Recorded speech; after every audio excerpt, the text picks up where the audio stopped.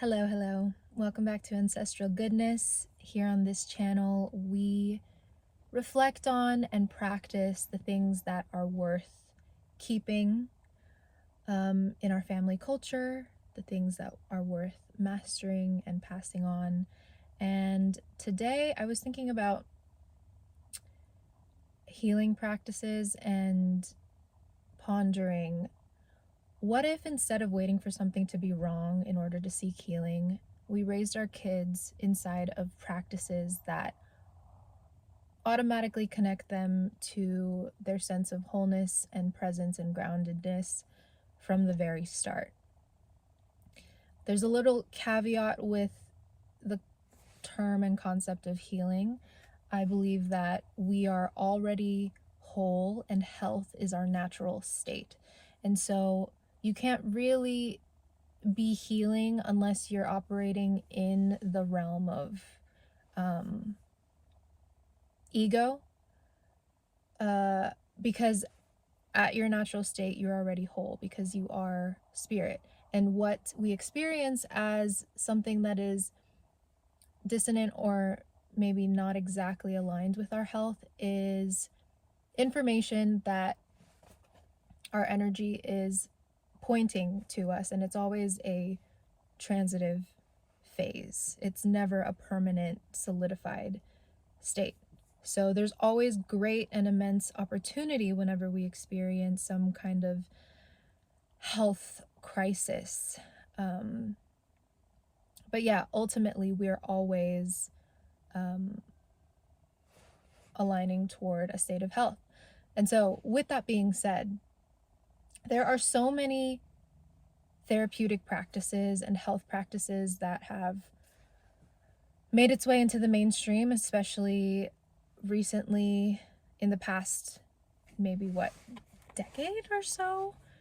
Don't quote me on that, but a lot more people are being made aware of modalities like hypnotherapy and meditation and breath work and all the somatic therapies and EMDR. And it's really wonderful.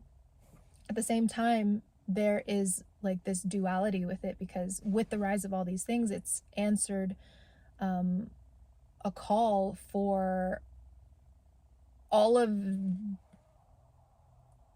the help that we need mentally as a society, especially a Western culture where we're experiencing a rise in anxiety and depression and attention deficit disorders, just all of these things that have to do with your mental states.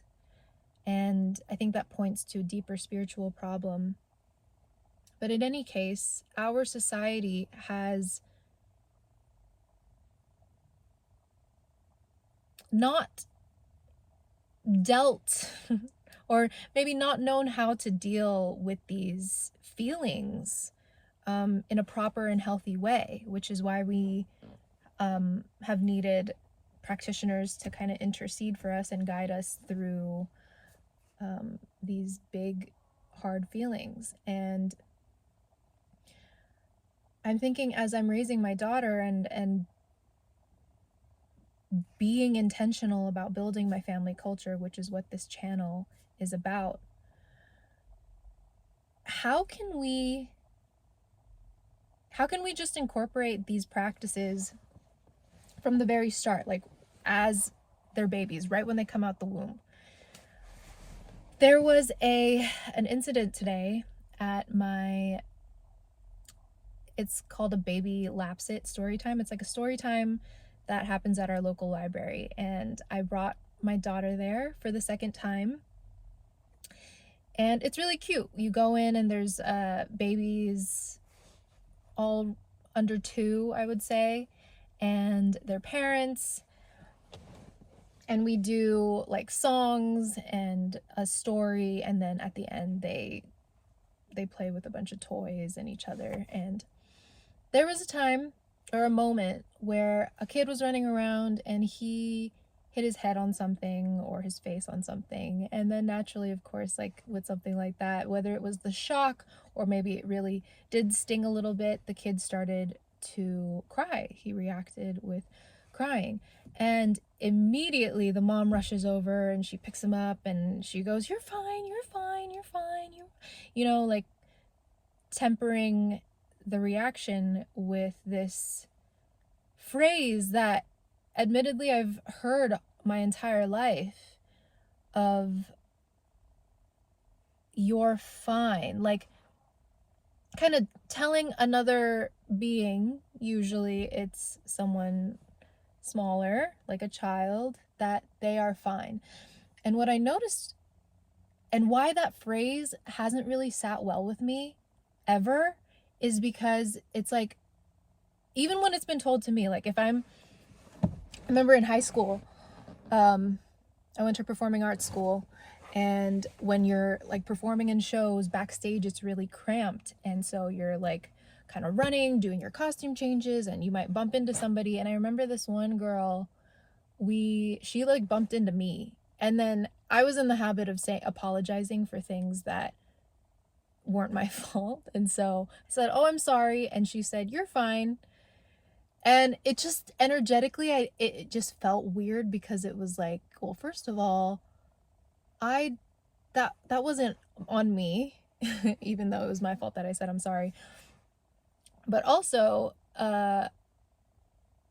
who are you to tell me how to feel, you know?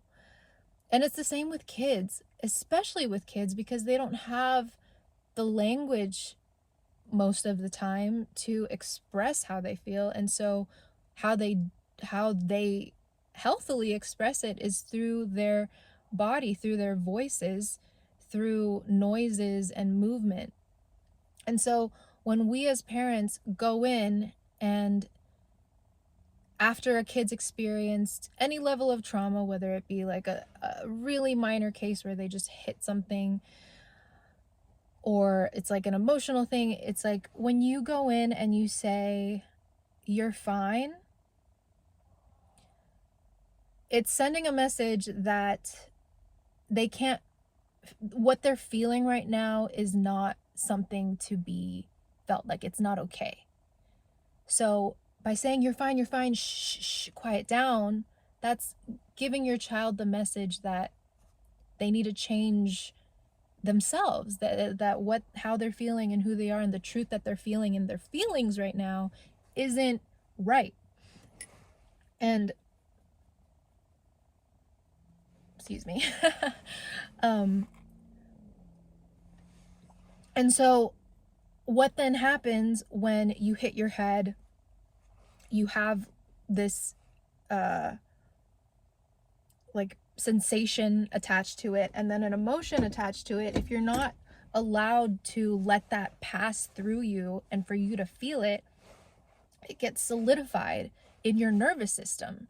It gets hardened, and that doesn't go away. Like that's in your body now, and you carry that with you throughout the rest of your life into adulthood. And you wonder why we're so messed up as a society. It's like we just haven't been taught that feelings are okay. And when we suppress these things, then it manifests even greater in more extreme ways later on. And I mean, you look outside and you see, I mean, you look outside here and it's very peaceful, but there's like war, there's anger, you just hear of these atrocious stories that are happening. And how much of that could be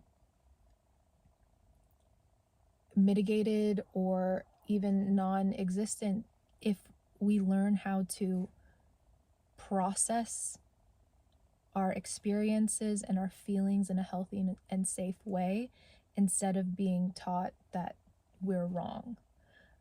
There's just so much conditioning living in a society where it's wrong to have big feelings, or it's wrong to be loud or to curse, or like there's this this movie that I saw a few weeks ago. It's called Captain Fantastic. It's been out for almost 10 years now, I think.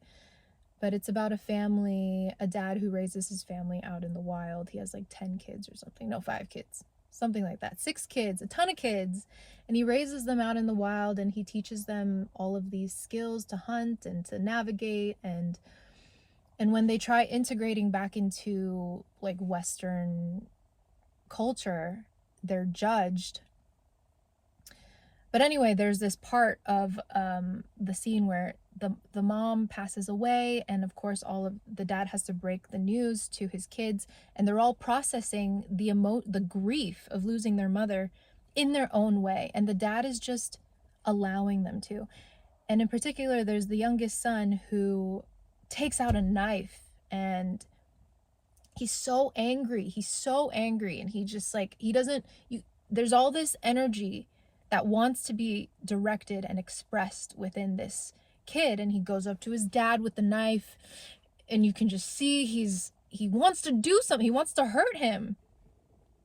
The dad is just calmly just standing there, you know, letting him feel, and then the kid kind of just redirects to a wall or something, and he starts hitting it, and he lets that anger out, and then he walks away. And I thought that was just a powerful display and of allowing your kid to just feel what they feel. And I think scientifically, it's whenever something happens and there's like an emotional response to it, that emotion, it only takes like something like 7 seconds. I've heard different durations. It's between 7 seconds and 90 seconds, something really, really short. It takes that amount of time for those biochemicals to pass through your body, and then it's out. And anything after that you're holding is because you're choosing to keep that in your nervous system. But it takes seconds for an emotion to move through your body. And if it takes that short, why don't we just allow ourselves and allow our children to feel it? And it's just it's the biggest service, I think, and the most low effort to invest our time and energy into these therapeutic practices, these healing practices, like breath work at the base level, a lot of the somatic exercises too. To just feel feel your humanity, like feel your feelings, because at the end of the day, energy is energy. What we deem as sadness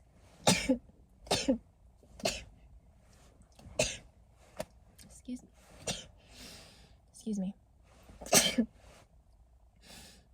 excuse me sadness, anger, joy, all the emotions, energy in motion, they are of the same thing. Like if we're to distill each emotion down to its source, you wouldn't find like a sadness atom or molecule. It would literally just all be energy. And so they are all the same thing. And if we can listen to them and allow them to process and to feel them without any judgment, then we can return them back to their source. There's a reason why they're showing up, right? There's a reason why these emotions are coming up. So let it do what it needs to do, and then let it pass. And so when people start to act in like really destructive or violent ways, it's because they haven't been taught, they don't have the knowledge to process in a healthy and safe way. So that's why these practices are really helpful and beneficial. So yeah, we can do a lot more. It's so interesting because my daughter, since she was like a month, like she was a newborn at this point, and I think she hit her head, or I had accidentally bumped her or something, and it's just so heartbreaking when that happens because they just erupt in crying. What my husband and I have been doing from the jump is holding her close, letting her feel our heartbeat, and taking deep breaths.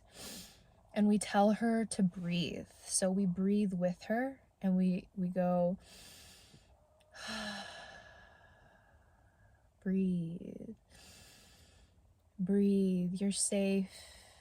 It's okay to feel what you're feeling. I'm here. Just breathe. And it's so amazing because now that she's 8 months, we see like the other day she had a block and she accidentally like smacked her head on it. And so we've trained ourselves, my husband and I have trained ourselves not to react whenever something like that happens. We don't hold our breath. We don't wait for her to cry. We're just like, we see it and we're just like, good job. Or or we're just like, we just are quiet. And then so she hit her head and she kind of tensed up and was like waiting for a reaction from us. But then she started breathing. She just took a deep breath and she let it out and she continued on playing. So it's the coolest thing ever. And you're never too young to start. And simply this is the main takeaway for this video, is returning to our breath is the simplest way to process any kind of emotional or physical trauma. Baseline, like return to your breath. If you can take, like just take whatever breath you can whenever it happens, instead of assigning judgment to it or like feeding into the drama of what you're going through. First, see if you can take a deep breath. And that's what we're teaching our daughter. Anytime she goes through whatever. And it's been wild to see how quickly she is able to come back, you know? So yeah, I think that was it for this. Yeah, we're here. We out here. And I know that there are a ton of parents who are already practicing this. But I just wanted to come on here and make a video because it's important to talk about this and to incorporate this into our family culture, because me personally, I'm a millennial. I didn't grow up with this. Like, I really didn't have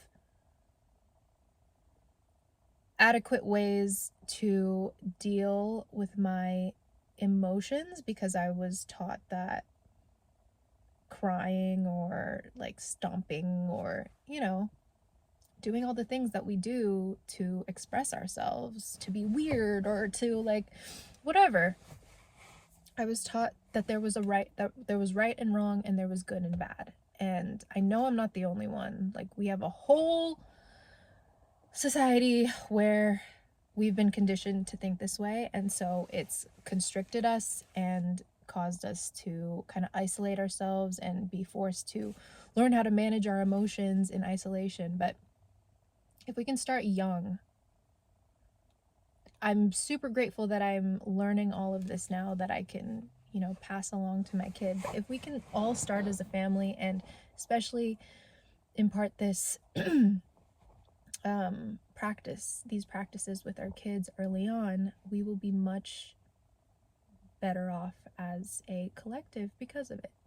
So I'm curious if there are any nervous system regulation practices that you do. What are your go-tos? Or if you have kids, what is something that you found is helpful for them? What soothes them? And maybe you haven't thought about this at all, and maybe you'll give the breathing, this deep breath work with your kid, a shot. And if you are one of those people who says, "You're fine, you're fine, you're fine," to a kid when they have some big feelings or big sensations, can you incorporate breath work or allow them to feel their feelings first and have them tell you that they're fine? All right, that's it for me for today. My name is Gabrielle. If you're here, thank you so much. Until next time, be well today.